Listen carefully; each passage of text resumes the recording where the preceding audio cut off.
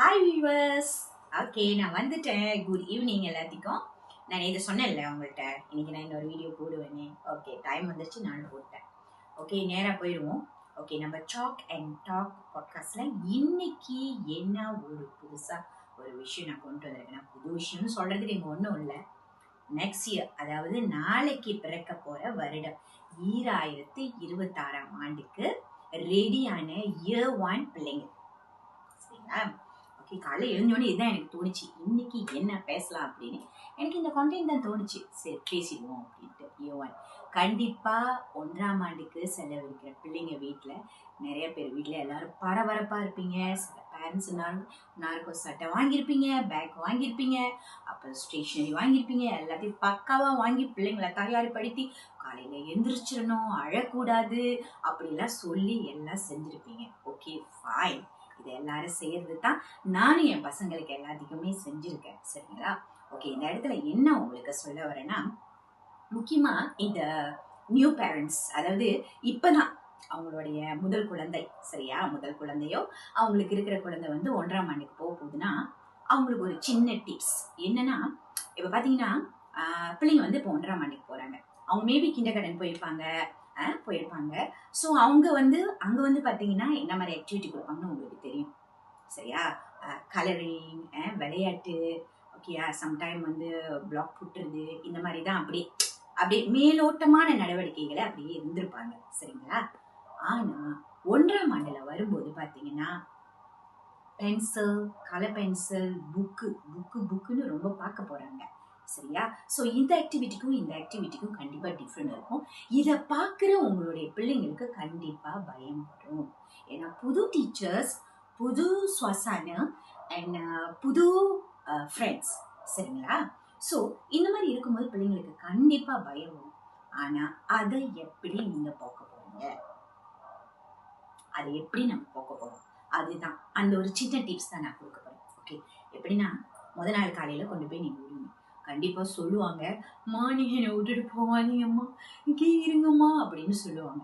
But நீங்கள் விட்டுட்டு போய் தான் ஆகணும், ஒன்றும் செய்ய முடியாது.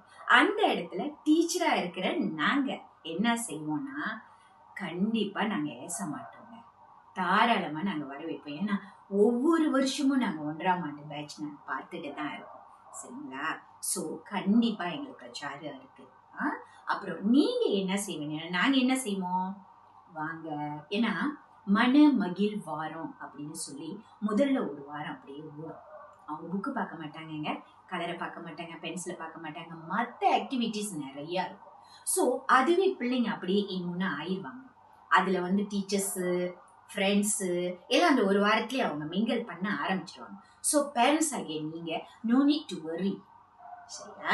ஸோ நீங்கள் பிள்ளைங்களை தாராளமாக நீங்கள் அனுப்பலாம், தாராளமாக பயம் இல்லாமல் அனுப்பலாம். சரியா? நீங்கள் ஸ்கூல்லேயே வேலைக்கு லீவ் போட்டு வந்து உட்காந்து அவங்களை பார்க்கணும், ஒன்றுமே தேவையில்லைங்க, நாங்கள் பார்த்துப்போம், டோன்ட் வெரி. சரிங்களா? ஓகே, பிள்ளைங்களை நீங்கள் எப்படி தயார் செய்ய போறீங்க?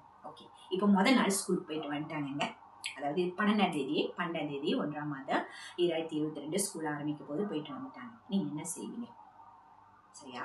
வீட்டுக்கு வந்தோடனே சரி, இல்லை காடியில் டிரான்ஸ்போர்ட்டில் வந்துட்டு சரி, இல்லை நீங்கள் போய் காடி போட்டு ஏற்றிட்டு வந்தாலும் சரி, வந்தோடனே ஐயா ஸ்கூல்ல என்ன செஞ்சீங்க, அம்மா ஸ்கூல்ல என்ன செஞ்சீங்க, அந்த கேள்வியை கேட்டுருங்க.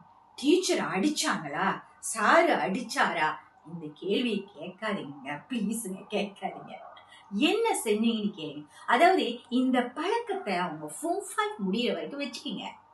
என்ன செஞ்சீங்க இன்னைக்கு ஸ்கூல்ல, என்ன செஞ்சீங்க, நான் செய்யறேங்க, அதனால தான் நான் உங்கள்கிட்ட சொல்றேன், என்ன செஞ்சீங்க இன்னைக்கு அப்படின்னு கேளுங்க. அப்புறங்க இன்னொன்னு, அப்புறம் பாடம் செஞ்சிட்டியா, பாடன்னு ஒண்ணு வரும் பாரு, அந்த பையன் செஞ்சுட்டான், நீ இன்னும் செய்யல, தயவு செய்து அவங்கள மற்ற ஃப்ரெண்டோடையோ இல்ல உங்க வீட்டிலே இருக்கிற மற்ற பிள்ளைங்களோடையோ தயவு செய்து கம்பேர் பண்ணாதீங்க. சரியா? அது அவங்களுக்கு ரொம்ப என்ன சொல்லுவோம், ரொம்ப ரெண்டாடிரியே ஆயிடுவாங்க. தயவு செய்து என்ன செஞ்சாலும் அவங்கள அப்படியே தட்டி கொடுங்க, தட்டி கொடுங்க. நல்லது செஞ்சாலும் சரி, தவறு செஞ்சாலும், இல்லையா இது நல்லா செஞ்சிருக்கீங்க, சபாஷ் அப்படி சொல்லுங்க. தவறு செய்யும் போது நீங்க, அதாவது தவறு செய்யும் போது இதை நீங்க இப்ப திருப்பியும் ரிப்பீட் பண்ணாதீங்கயா, இப்படி செய்யலாம், இது நீங்க எப்படி செஞ்சிருக்கலாமே அப்படின்னு நீங்க அவங்களுக்கு என்கரேஜ் பண்ணுங்க. சரிங்களா? இது நீங்க கண்டிப்பா செய்வீங்கன்னு எனக்கு தெரியும். சரியா? மற்றபடி கவலைப்படாதீங்க. நீங்க ஸ்கூல்ல கொண்டு வந்து உங்க பிள்ளைங்களை விட்டோன்னு அந்த பசங்களை நாங்க கண்டிப்பா நல்லா சந்தோஷமா பார்த்துப்போம். Don't worry parents. Okay, stay tuned with me. See you in next video. Bye. Check my case.